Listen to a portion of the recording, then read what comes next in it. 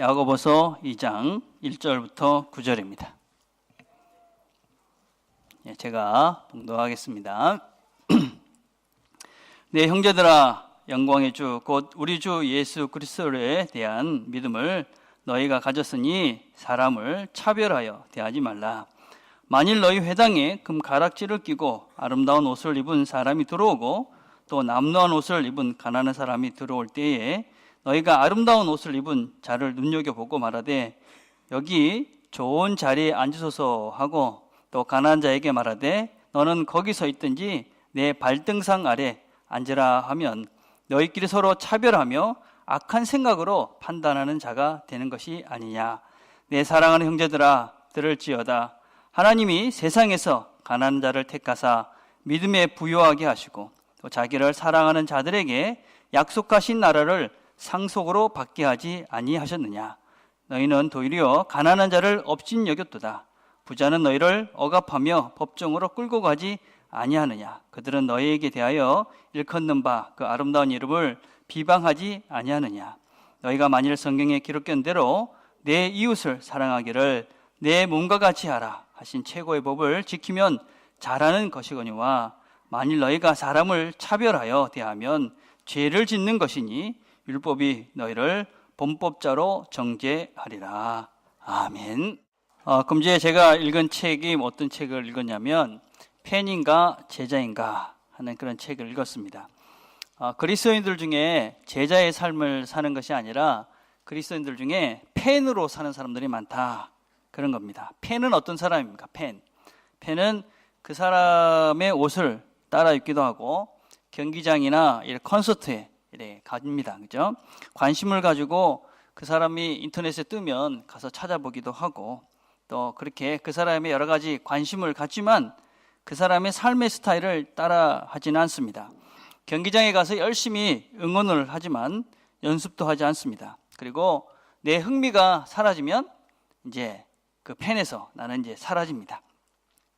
그리고 그 사람에 대해서 이렇게 알지는 알지만 그 사람을 정말 알지는 못합니다. 여러분은 어떻습니까? 여러분은 예수님의 팬입니까? 아니면 제자입니까? 이분이 이런 얘기를 합니다. 내가 예수의 제자인가 아니면 예수의 팬인가 하는 것을 구분하는 방법으로 몇 가지를 이야기하는, 첫째는 나는 믿기만 하는가 아니면 따르는가 하는 걸 보라는 것입니다. 믿기만 한다라는 것은 말로만 예수를 믿는다 하는 것입니다. 말로는 내가 다 하는데 실제적으로 삶으로는 따라하는 것이 아무것도 없다는 것입니다. 믿음의 구체적인 열매가, 행동의 열매가 없다 하는 것이죠. 두 번째는 예수님에 대해서 아는가, 예수님을 아는가를 보라는 것입니다. 예수님에 대해서 안다는 것은 우리 예수님에 대해서는 많이 알 수 있습니다. 책을 보면 많이 알 수 있죠. 예수님 2000년 전에 태어나셨다가 또 33살에 돌아가시고 엄마는 마리아고 아버지는 요셉이고 예수님에 대해서는 우리가 알 수 있죠. 근데 예수님을 아는가 하는 것은 다른 것입니다. 예수님을 안다. 그것은 개인적인 관계를 맺었느냐 하는 것입니다. 그분을 아느냐. 내가 예수님에 관해서 아는가 아니면 예수님을 아는가를 구분할 수 있는 가장 쉬운 방법은 아무도 없을 때 나는 예수님과 함께 교제하는가 안 하는가 하는 것입니다. 여러분들이 그냥 교회에 와서는 다 비슷해 보입니다. 그런데 정말 나는 예수님을 아는 사람은 아무도 없는 곳에서도 그분과 교제하고 기도하고 그분의 말씀을 묵상하면서 삽니다. 근데 예수님에 관해서만 아는 사람들은 그냥 사람들 있을 때는 믿는 척하고 교회에 와서는 하는 척을 합니다. 그렇지만 아무도 없을 때는 그분을 전혀 생각하지 않고 삽니다. 또 어떤 구별 방법은 즐기는가 희생하는가 하는 것입니다. 나는 예수를 믿는 것을 내 즐거움을 위해 사는가 아니면 예수님을 위해서 희생하는가. 팬들은 자신의 즐거움을 위해서 그 스타를 선택을 합니다. 그러나 제자는 주님을 위해서 내 자신을 기꺼이 희생합니다. 근데 요즘 그리스도인들을 보면 어떤 때를 보면 이건 어떤 면에서는 팬보다도 못한 그리스도인들이 많다, 그런 생각이 듭니다. 요새는 팬만 돼도 어떻게 하느냐면 이 선물을 사가지고, 그죠? 외국에 있는데도 보내기도 하고, 그냥 모든 기사가 나오면 다 찾아보기도 하고, 그 사람이 좋다는 옷도 사 입고 막 이렇게 합니다. 근데 그리스도인들 중에는 그만큼의 커미트먼트도 없는, 그만큼의 헌신도 없으면서 그리스도인이다 이렇게 생각하는 사람들도 종종 있는 것 같습니다. 이런 사람들을 feel good 클럽 멤버다 그렇게 얘기합니다. 교회를 다니는데 그냥 feel good, 그냥 좋은 게 좋은 거야, 그냥 내 기분을 좋게 하는 그 현장으로 교회를 다니는 사람들이 있습니다. 그래서 조금 헌신해라, 희생해라, 그럼 그때부터 마음이 불편해집니다. 또 뭘 더 하라고. 이런 사람들을 feel good 클럽 멤버다 그렇게 이야기합니다. 이런 사람들은 어떤 면에서는 예수를 아직까지 잘 모르고 예수를 어떤 면에서는 안 믿는 것이다 할 수 있을지도 모릅니다. 물론 여러분들 중에 나는 아직까지 예수님을 믿기로 작정하지 않았어, 그런 사람들은 할 수가 없습니다. 여러분들 중에 나는 예수를 내가 믿고 평생 그분을 의지하기로 아직 결단하지 않았어, 그러면 그분들은 아직까지 그냥 feel good 클럽 멤버로 계셔도 되고, 또 여러분은 그냥 팬으로 계셔도 됩니다. 근데 그런 분들이 계시다면 여러분들에게 제가 어떤 걸 권고하고 싶냐면, 여러분, 예수를 믿는다는 것은 만만한 일은 아닙니다. 예수를 믿는다는 것은 전부 아니면 전무입니다. 여러분, 예수를 믿는다는 것은 내가 가던 길들, 또 내가 원하는 것을 포기하고 예수를 따라가는 삶을 사는 것, 이것이 예수를 믿는 것입니다. 여러분, 내가 원하는 그 모든 것들을 그냥 계속 가지고 예수를 따라가려고 생각을 한다면, 예수를 믿으려고 생각을 한다면 여러분들은 생각을 바꾸셔야 됩니다. 그건 불가능합니다. 우리가 아직까지 내가 추구하던 그것들을 다 짊어지고 예수를 따라간다, 그거는 예수를 믿는 것이 아니라 어떤 면에서는 여러분들은 또 다른 신을 만들어서, 그죠? 여러분의 어떤 진리를 만들어서 믿고 있는지도 모릅니다. 예수를 믿는다는 것은 사실은 하나를 선택하는 것입니다. 하나를 선택하고 다른 것을 포기하는 것입니다. 이건 결혼하고 똑같은 것입니다. 결혼. 여러분, 결혼하면 어떻게 합니까? 내가 한 여자와 결혼을 합니다. 그 말은 나머지 여자들은 내가 포기하겠다 하는 겁니다. 내가 결혼을 했는데 남자가 결혼해놓고 다른 여자들에게 여전히 관심을 가지고 그 여자에게 곁눈질을 하고 그 여자 생각만 하고 이러면 이 사람은 환자입니다. 환자. 아니면 정신병자죠. 그죠? 아니면 결혼을 하면 안 되는 사람이었습니다. 이 사람은 결혼을 한 것이 아닌 것이지요. 우리가 결혼을 하면 어떻게 한다고 그랬습니까? 그 사람하고 살고 다른 사람에 대해서는 더 이상의 관심을 끊고 그 결혼한 그 사람에게 집중하는 것이 결혼입니다. 그죠? 예수를 믿는다는 것도 마찬가지입니다. 내가 예수를 선택했다, 예수를 믿는다, 그 말은 예수 외의 것은 포기했다라는 의미입니다. 나는 예수를 선택했기 때문에 세상의 좋은 것들, 세상의 재물, 세상의 명예, 세상의 권력, 세상의 이런 것들을 이제 포기하고 예수를 따르겠다. 심지어는 성경은 가족까지도 포기하라 그렇게 이야기합니다.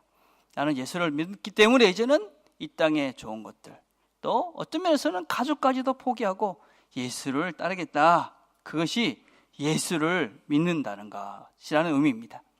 예수를 믿는다는 것을 천국을 가는 무슨 천국 티켓 하나를 확보해 놓은 것이라고 착각하는 사람들이 있습니다. 어떤 사람들은 내가 원하는 것을 얻기 위해서 예수가 필요하다라고 생각하는 사람도 있습니다. 여러분, 처음 믿을 때는 그럴 수 있습니다. 여러분, 잘 모를 때, 그죠? 여러분, 어떤 면에서 우리가 인생을 살면서 고난이라는 것은 사실은 하나님께서 우리를 부르시는 메가폰입니다. 그래서 우리는 고난을 통해서 우리가 하나님을 찾아갑니다. 그렇죠, 그죠?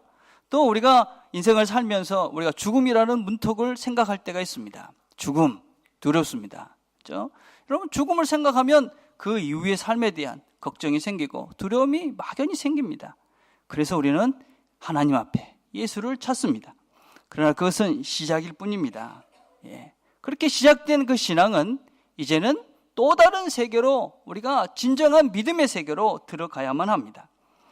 그래서 그것을 위해서 필요한 것은 헌신입니다. 헌신. 헌신 없이는 사랑이 없습니다. 헌신이 없이는 사랑도 없고 성장도 없습니다. 헌신하지 않습니다, 여러분. 그러면 이 사람은 사랑하는 것이 아닙니다. 난 주님을 사랑해. 아무것도 하지 않습니다. 그 사람은 사랑하는 것이 아닙니다.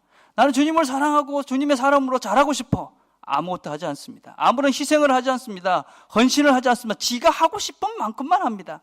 성장하지 않습니다. 신앙이 자라지 않습니다. 하나님을 사랑하는 것이 아닙니다. 이런 사람들은 아직 그냥 필굿 멤버, 필굿 클럽 멤버나 그냥 팬 수준으로 그냥 예수를 믿는 것입니다. 예수의 제자로서의 삶을 사는 것은 아니다 하는 것입니다. 야고보서는 우리에게 아주 심각한 도전을 하고 있는 책입니다. 예수를 믿는다는 것이 무엇인가 하는 것을 우리에게 가르쳐줍니다. 찰스 스윈돌이라는 목사님은 이렇게 얘기했습니다. 야고보서는 기독교의 실천 매뉴얼이며 얄팍한 믿음이 그 환상을 깨어뜨려 버리는 것이다. 그래서 야고보는 세상에서 오합지졸로 살면서 타협과 타락으로 살아가는 그리스도인들에게 영적 전사로 변화하라고 권한다. 그리스도인들은 그냥 오합지졸이 돼서는 안 됩니다. 여러분, 예수를 믿는다는 것이 그냥 얄팍한 세상의 그런 샤머니즘처럼 네가 원하는 것을 다 이루어줄게, 그렇게 우리를 속이는 그런 책이 아닙니다. 성경은, 특별히 야고보서는 우리가 이 땅을 살면서 어떻게 믿음의 사람들이 믿음의 행동을 하면서 어떻게 믿음의 영적 군사가 될 수 있을까라는 것을 우리에게 도전하고 있는 책입니다. 그래서 여러분들이 야고보서를 읽으면서 어떤 면에서 그냥 적당히 믿고 싶은데 그냥 팬 수준으로 믿고 싶다, 그런 사람들에게는 상당히 부담스럽고 염려스럽고 어떤 면에서는 참 읽기 싫은 그런 책일 줄 모릅니다. 그러나 여러분들이 정말 그리스도의, 예수님의 제자로서 바른 그리스도인의 삶을 살기를 원하신다면 야고보서를 통해서 우리에게 요구하시는 제자의 길들을 순종하며 걸어가야만 합니다. 자, 오늘 2장 1절을 한번 봅시다. 이렇게 말합니다. 내 형제들아, 영광의 주 곧 우리 주 예수 그리스도에 대한 믿음을 너희가 가졌으니 사람을 차별하여 대하지 말라. 차별하지 대하지 말라. 이 말은 다른 성경에서는 외모로 사람을 차별하지 말라, 이렇게 해석을 하고 있습니다. 외모로 사람을 판단하지 말라, 차별하지 말라, 똑같은 말입니다. 그렇죠? 이 외모로 사람을 차별하는 것, 그것을 야고보서는 악한 것이다, 그렇게 말합니다. 2장 4절에 보니까 너희끼리 서로 차별하며 악한 생각으로 판단하는 자가 되는 것이 아니냐. 2장 9절은 만일 너희가 사람을 차별하여 대하면 죄를 짓는 것이니 율법이 너희를 범법자로 정죄하리라. 그래서 1절과 4절과 9절을 연결해서 생각을 해보면 우리가 영광의 주 예수를 믿는 믿음을 가진 사람들은 외모로 사람을 차별하는 것, 그런 사람들이 외모로 사람을 차별하는 것은 악한 것이고 죄를 짓는 것이고 어떤 면에서는 믿음이 없는 것이다, 그렇게 말씀을 하고 있습니다. 우리가 외모로 사람을 취급하는, 외모로 사람을 판단하는 사람, 이런 사람은 믿음이 없는 것이다, 악한 사람이다, 죄를 짓는 것이다, 그렇게 말합니다. 왜 그렇습니까, 여러분? 왜 우리가 외모로 사람을 취하는 것이 이렇게 악한 것이고 죄를 짓는 것이고 믿음이 없는 것이다 라고 말씀합니까? 무엇보다도 하나님께서는 우리를 외모로 판단하지 않는 분이시기 때문에 그렇습니다. 로마서 2장 11절에 보면 이렇게 말씀합니다. 이는 하나님께서 외모로 사람을 취하지 아니하심이라. 에베소 6장 9절은 또 이렇게 말합니다. 하늘에 계신 너희 성전은 그에게는 사람을 외모로 취하는 일이 없는 줄 너희가 알미라. 골로새 3장 25절도 마찬가지입니다. 불의를 행하는 자는 불의의 보응을 받으리니 주는 사람을 외모로 취하심이 없느니라. 하나님은 우리를 외모로, 외적으로 드러난 것으로 우리를 취급하지 않습니다. 하나님은 우리가 재물이 얼마나 있는지, 우리가 지식이 얼마나 되는지, 우리가 권력이 얼마나 있는지, 우리의 능력이 얼만큼 되는지 그것으로 우리를 구별하지 않습니다. 우리는 예수를 믿는다, 하나님을 믿는다는 사람은 바로 이런 하나님의 마음을 닮아가는 자들입니다. 그래서 하나님이 그렇기 때문에 우리가 어떻게 되느냐. 자, 고린도후서 5장 16절에 이렇게 말합니다.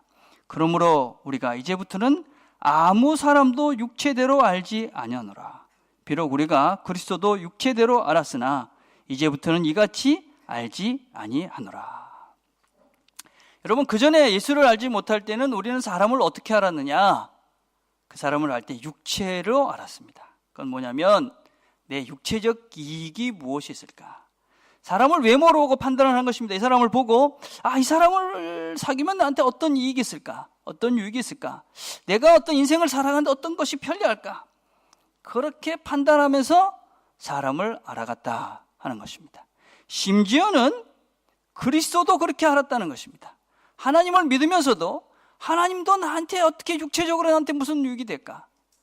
내가 이 땅을 살면서 무슨 유익이 있을까? 저분을 믿으면, 그렇죠? 하나님을 알지 못하면 우리가 어떻게 생각을 하냐면요, 하나님을 잘 믿으면 내 육신의 문제가 뭔가 잘 해결이 될 거야. 그것 때문에 하나님을 알기를 원한다는 거예요. 육신대로 그리스도를 아는 사람들입니다.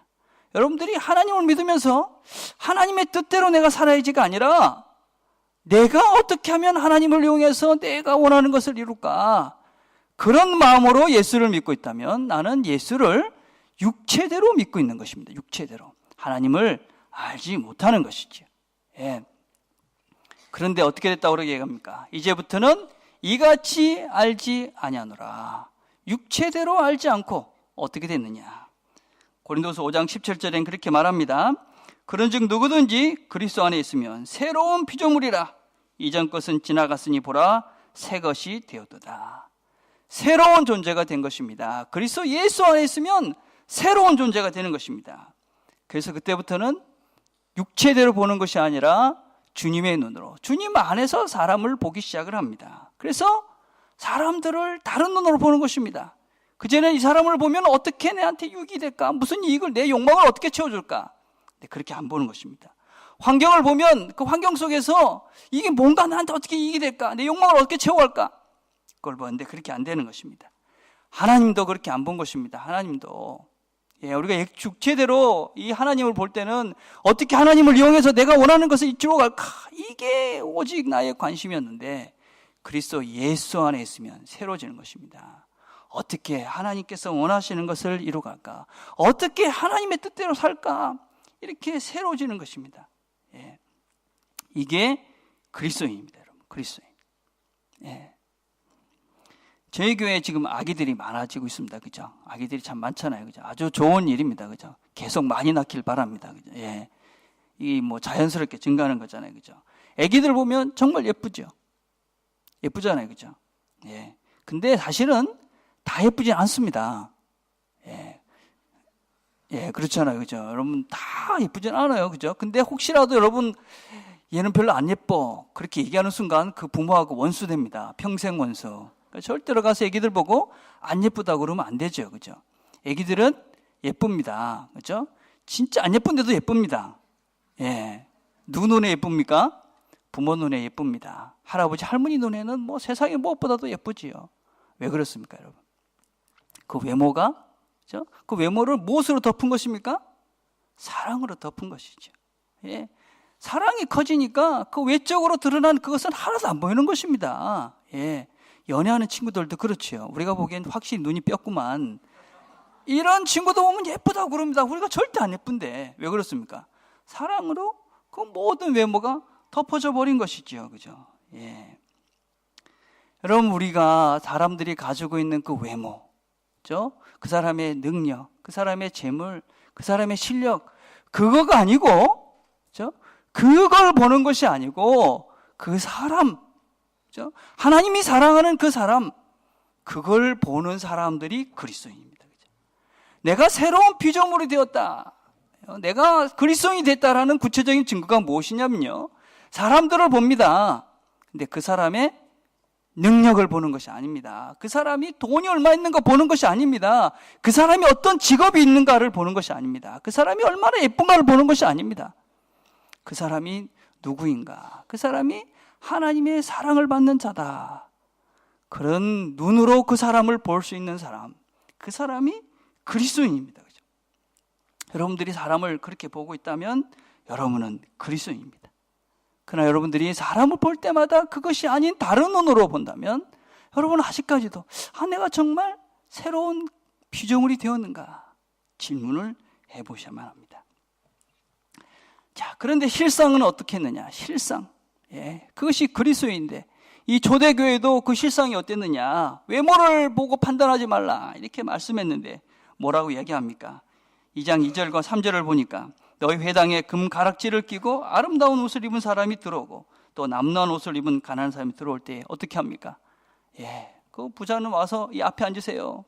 가난한 사람은 저기 가든지 뭐 내 발등상에 왔든지 네 맘대로 해라, 이랬다는 것입니다. 그 당시에 교회는 참 가난한 공동체였습니다. 그리고 그 당시에 부자는 힘이 있던 사람들입니다. 그래서 예수를 믿는 사람들을 감옥에도 보낼 수 있는 그런 힘이 있던 사람들이었어요. 그래서 그런 사람들이 오면 대우를 할 수밖에 없었어요. 그래서 부자가 오면 이 앞에 앉으세요, 뭐 이랬다는 겁니다. 가난한 사람들이 오면 또 귀찮은 사람이 많구만, 이렇게 했다는 것입니다, 여러분. 이런 일들은 우리 교회사에도 있었습니다. 교회사. 제가 영국에서 공부할 때 한 교회를 간 적이 있습니다. 앵글리칸 처치예요. 앵글리칸 처치를 가니까 그 교회 의자에 문이 달려있는 의자가 있는 것입니다. 문이 달려. 여러분 보시는 그림처럼 저렇게 의자가 이렇게 쭉 있는데 문이 달려있는 거예요. 제가 물어봤어요. 야, 이 도대체 이 문이 왜 필요하냐? 이렇게 물어보니까 옛날에 1800년대, 그러니까 산업혁명이 일어나면서 이제 그 영국은, 이 영국 교회는 파레시 개념이에요. 그래서 이 지역마다 교회가 있었어요. 근데 이제 산업혁명이 일어나니까 도시화가 일어났잖아요. 그러니까 시골에 있는 사람들이 다 도시로 온 거예요. 도시로 오니까 교회가 별로 없는 거예요. 그러니까 교회는 작은데 사람들은 많이 오는 거예요. 그래서 어떻게 했냐면 퓨세라는 것을 받았어요. 퓨텍스. 이게 뭐냐면 자리세를 받은 거예요. 그래가지고 저렇게 의자에 앉는데 돈을 내고, 그 사람들이 돈을 낸 사람은 앞에부터 이렇게 앉는 거예요. 그리고 그 사람들 열쇠가 있었어요. 그래가지고 자기가 이렇게 와가지고 열고 그 안에 들어가고, 나가면 잠가놔요. 못 들어가는 거예요. 내가 안 오면 그 자리는 빈 거예요.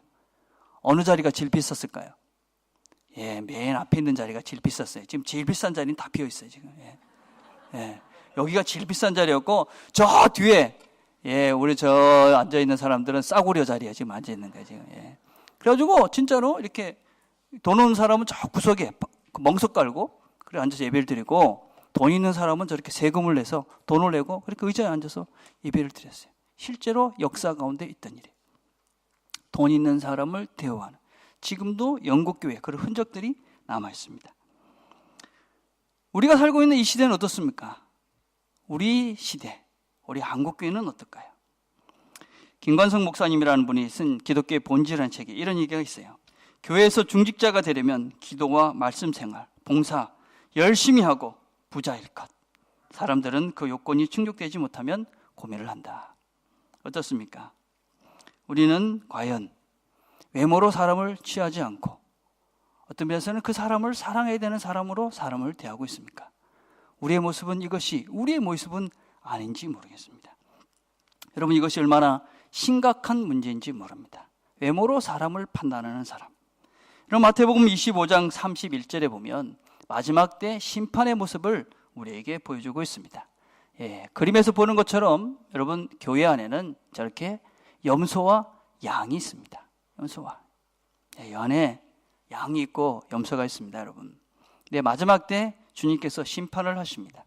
한쪽은 오른편에 양의 자리가 있고 하나는 왼편에 염소의 자리가 있습니다. 양에 있는 사람들에게 주님께서 천국과 영생을 허락하십니다. 그러면서 이렇게 말합니다. 내가 줄일 때에 너희가 먹을 것을 주었고, 목마를 때에 마시게 하였고, 나그네 되었을 때 영접하였고, 헐벗었을 때에 옷을 입혔고, 병들었을 때에 돌보았고, 옥에 갇혔을 때 와서 보았느니라. 그러니까 오른쪽에 있는 양들이 다 이렇게 이야기합니다. 이에 의인들이 대답하여 이르되 주여, 우리가 어느 때 주께서 줄이신 것을 보고 음식을 대접하였으며 목마르신 것을 보고 마시게 하였나이까. 왼쪽에 있는 염소들에게도 똑같이 말씀하십니다. 내가 줄일 때 너희는 먹을 것을 주지 않았고, 목마를 때 마시지 않게 했고, 나그네 되었을 때 영접하지 않았고, 헐벗었을 때 옷을 입지 않았고, 병들었을 때 돌보지 않았고, 옥에 갇혔을 때 나를 돌아보지 않았다. 염소에 있던 사람들도 똑같이 물어봅니다. 우리가 언제 주님이 목마를 때, 병들었을 때, 감옥에 있을 때 돌아보지 않았습니까? 주님께서 이렇게 말씀하십니다. 마태복음 25장 40절입니다. 임금이 대답하여 이르시되 내가 진실로 너에게 이르노니 너희가 여기 내 형제 중에 지극히 작은 자 하나에게 한 것이 곧 내게 한 것이니라. 마지막 날 심판을 할 때 주님께서 오른편과 왼편 양과 염소를 나누는데 그 기준이 무엇이냐? 아주 작은 자에게 한 그것이 곧 내게 한 것이다. 그렇게 말씀합니다. 제가 어릴 때 주일학교에서 성탄절이 되면 꼭 하는 연극이 있었습니다. 무엇이 하면 왕이 오신다. 그런 연극이었습니다. 주일학교를 다녀보신 분들은 아실 거예요. 그죠? 어떤 내용입니까? 어느 마을에 왕이 온다는 소식이 들었습니다. 그래서 모든 사람들이 음식을 준비하고 왕을 맞이할 준비를 합니다. 근데 그날 됐는데 왕은 안 오고 거지가 옵니다. 거지가 와서 집집마다 두드리면서 이렇게 구걸을 합니다. 근데 모든 사람들이 그 거지를 외면합니다. 근데 아주 가난한 한 집에 갔습니다. 근데 그 집은 빵이 하나밖에 없는, 왕이 오면 줄 빵이 하나밖에 없는 그런 가난한 집이었습니다. 근데 그 거지가 가서 구걸을 합니다. 근데 그 빵 하나를 그 거지에게 줍니다. 드디어 왕이 왔습니다. 왕이 누굽니까? 여러분 아다시피 거지가 왕이었습니다. 저는 이 연극을 평생 잊지 않고 잘 기억하며 살라고 애씁니다. 왜냐하면 우리 주변에 어떤 면에서 내 옆에 이런 거지 모습으로 하고 오신 예수가 있을 수 있기 때문에 그렇습니다. 우리 주변에 힘든 사람을 보면 혹시 예수님이 아닐까? 그런 생각을 저는 자주 합니다. 그래서 혹시 그런 사람을 무심코 지나가고 나면 내가 예수를 대접할 수, 예수님을 섬길 수 있는 기회를 놓친 것이 아닐까? 그런 생각을 자주 합니다. 여러분, 우리가 왜 마지막 때에 하나님 앞에 가서 이렇게 어린 소자에게 한 것 때문에 이런 엄청난 판결을 받게 되어집니까? 그것은 바로 우리가 사람을 무엇을 위해서 보느냐 하는 것이다 라는 의미입니다. 여러분, 사람을 무엇을 위해서 보십니까? 여러분들, 이 사람을 봤을 때 외모를 보는 사람이 무엇을 위해서 보는 것입니까? 이 사람을 통해서 내가 무슨 이익을 얻을까? 어떤 내가 뭔가를 얻을 수 있는 것이 무엇이 있을까? 그것을 보고 사람을 판단하는 사람, 이 사람은 예수가 그 마음이 없는 사람입니다. 예수의 마음이 없는 것입니다. 그래서 그 사람은 염소로 영벌에 빠질 수밖에 없는 것입니다. 사람을 볼 때 그 사람이 어떻게 내가 이 사람을 사랑할 것인가? 그래서 그 사람의 가난한 것을 보면 마음이 아프고, 그 사람이 힘든 것을 보면 내가 마음이 아프고, 그래서 내가 도울 수밖에 없는 것입니다. 예수의 마음이 있는 것입니다. 하나님의 마음이 그곳에 있는 것입니다. 그래서 그 사람은 영생의 복을 누리게 되는 것입니다. 여러분께서 교회는, 특별히 우리 사랑의 교회는 평등한 교회가 될 것입니다. 모든 사람을 다 평등해 볼 수 있는 여러분들이 되시기를 바랍니다. 우리 모두는 사랑하기 위해서 서로를 바라보는 존재들입니다. 서로를 볼 때 나에게 무슨 유익이 있을까? 그것은 염소의 태도입니다. 외모로 사람을 차별하는 것입니다.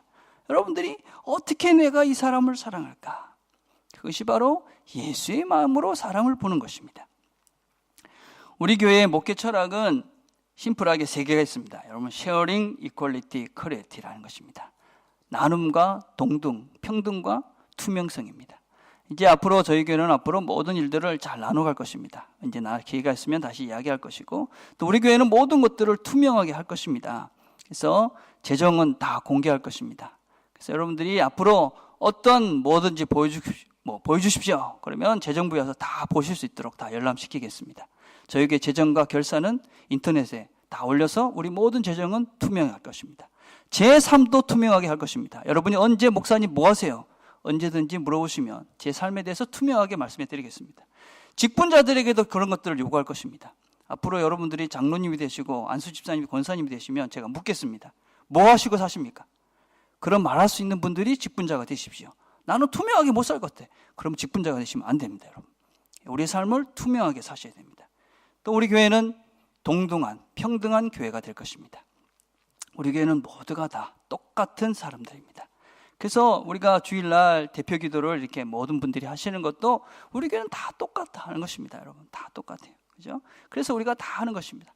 책임도, 그죠? 역할도 다 똑같은 것입니다. 그렇지만 직분자가 있습니다. 그죠? 예, 직분자. 여러분, 직분자라는 것은 누구시냐면 사람을 많이 사랑하고 책임이 많은 사람이 직분을 맡는 것입니다.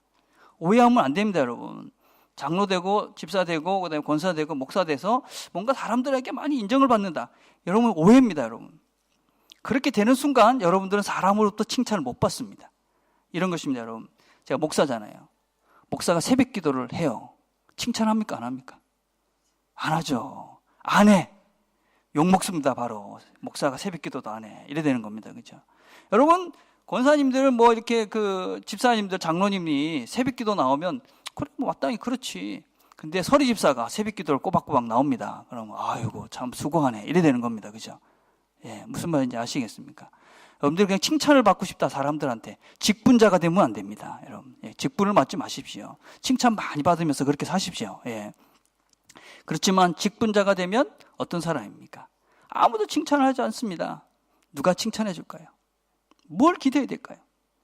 마태복음 6장 2절에는 이런 말씀이 있습니다. 그러므로 구제할 때에 외식하는 자가 사람에게서 영광을 받으려고 회당이나 거리에서 하는 것 같이 너희 앞에 나팔을 불지 말라. 진실로 너에게 이르노니 그들은 자기 상을 이미 받았느니라. 사람들이 다 알아주는 것, 예, 상을 미리 받았다는 것입니다. 그러면 사람들이 다 안 알아주면 누가 상을 주시겠습니까? 하늘에 계신 우리 아버지가 우리에게 상을 주는 것입니다. 여러분들이 다른 상을 기대하면서 여러분 교회를 하지 마시길 바랍니다. 다른 걸 기대하시면서 여러분들이 섬기지 말길 바랍니다. 다른 걸 기대하면서 직분자가 되려고 꿈꾸지 마시길 바랍니다. 나는 다른 사람들이 안 알아줘도 하늘에 계신 우리 아버지가 나를 알아주죠. 예, 내가 한 거를 알아줘. 예, 그것 때문에 내가 하나님을 섬기는 것입니다, 여러분. 그런 기쁨을 좀 누리며 살기를 바랍니다. 예, 다른 사람은 다 모르는데 하나님은 알아. 예, 그것 때문에 기쁜 것이죠, 그죠? 여러분 대박을 꿈꾸십니까? 그럼 하나님으로부터 그런 대박을 기대하십시오. 예, 사람들의 칭찬, 예, 그게 뭐 그렇게 대단하다고, 그죠? 하나님이 해주십니다, 하나님. 예, 그게 신앙인이고 그게 여러분들이 맡아서 감당해야 될 직분자입니다. 우리 교회는 더 이상 외모로 사람을 차별하지 않는 교회가 될 것입니다. 여러분들은 그런 성도가 되어야만 합니다. 그래야 우리가 다 양이 되는 것이고 다 영생의 그 나라에 다 동참할 수 있는 사람들이 되는 것입니다. 평등한 교회입니다. 모두가 다 하나님 교회, 하나님만 알아주기를 기대하는 교회, 그게 사랑의 교회가 될 것입니다. 자, 그래서 우리 보고 뭐라고 얘기하십니까? 야고보서 2장 8절에 보니까 너희가 만일 성경에 기록한 대로 내 이웃을 사랑하기를 내 몸같이 하라 하신 최고의 법을 지키면 잘하는 것이다 말합니다. 사랑의 법으로, 최고의 법으로 사람들을 사랑하면서 살라 하는 것입니다. 모든 사람들을 똑같이 사랑하라. 예, 쉽지 않은 요구입니다. 여러분, 똑같이 살아가는 거 결코 쉽지 않습니다. 그러나 우리가 그렇게 사랑해 가야지, 예? 우리가 하나님의 사랑을 누릴 수도 있고 또 그렇게 사랑해 가야지 우리 자신도 바르게 사랑할 수가 있습니다. 성경은 내 이웃 사랑하기를 내 몸과 같이 하라 그렇게 말씀합니다. 예. 우리가 이웃을 잘 못 사랑하는 이유 중에 하나는 무엇이냐면요, 자기 자신을 잘 사랑하지 못해. 자기 자신, 내 자신을. 그죠? 어떻습니까? 여러분은 여러분 자신을 사랑하십니까? 예. 여러분이 못 사랑하고 있다면 왜 못 사랑합니까? 여러분의 외모 때문 아닙니까? 내 학력 때문에, 내 가정의 백그라운드 때문에, 나의 자녀 때문에, 나의 건강 때문에, 내 재산 때문에, 내 직업 때문에, 이런 것들 때문에 우리가 우리 자신들을 바르게 사랑하지 못합니다. 그래서 다른 이들도 제대로 사랑하지 못합니다. 나의 외모로 나를 판단합니다. 그래서 나를 제대로 못 사랑하니까 다른 사람도 사랑하지 못하는 것입니다. 여러분, 어린 설교 때 우리가 같이 나눴던 닉 부이치치를 한번 봅시다. 어떻습니까? 두 손도 없고 두 발도 없습니다. 근데 이분이 뭐라고 얘기합니까? 하나님께서 우리에게 주신 것 중에 나쁜 것이 없다, 그렇게 말씀합니다. 하나님 우리에게 허락하신 것 중에 나쁜 것은 하나도 없다. 우리에게 주신 것은 다 좋은 것이다. 또 이분이 뭐라고 얘기하신지 압니까? 하나님은 우리에게 모든 것들을 충분하게, 그리고 우리는 모든 것보다도 가치 있는 존재를 우리에게 줬다고 말씀합니다. 그래서 우리가 별별 없는 존재야, 아니면 우리가 충분하지 못해, 이런 건 다 거짓이라는 것입니다. 예, 두 손도 없고 두 발도 없는 사람이 굿이나 받아는 것입니다. 예, 모든 것들은 난 충분하다, 나는 모든 것보다 가치 있는 존재다, 그렇게 자기 자신을 선포하고 있습니다. 여러분은 충분하게 모든 것들을 가지고 있는 충분한 가치 있는 존재들입니다. 하나님이 여러분을 사랑하십니다. 우리가 우리의 죄를 우리를 사랑하신 그 하나님께서 자기의 독생자를 이 땅에 보내셔서 우리의 죄를 사하시기 위해서 고난을 받고 죽임을 당했습니다.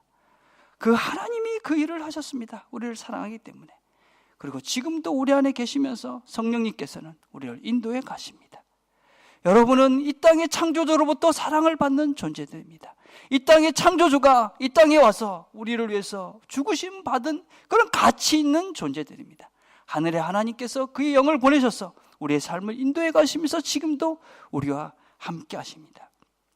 하나님이 우리를 그렇게 사랑하십니다. 그래서 나는 나를 사랑합니다. 그래서 그 사랑으로 우리는 너를 사랑합니다. 그게 그리스도인입니다. 여러분은 누구를 사랑합니까?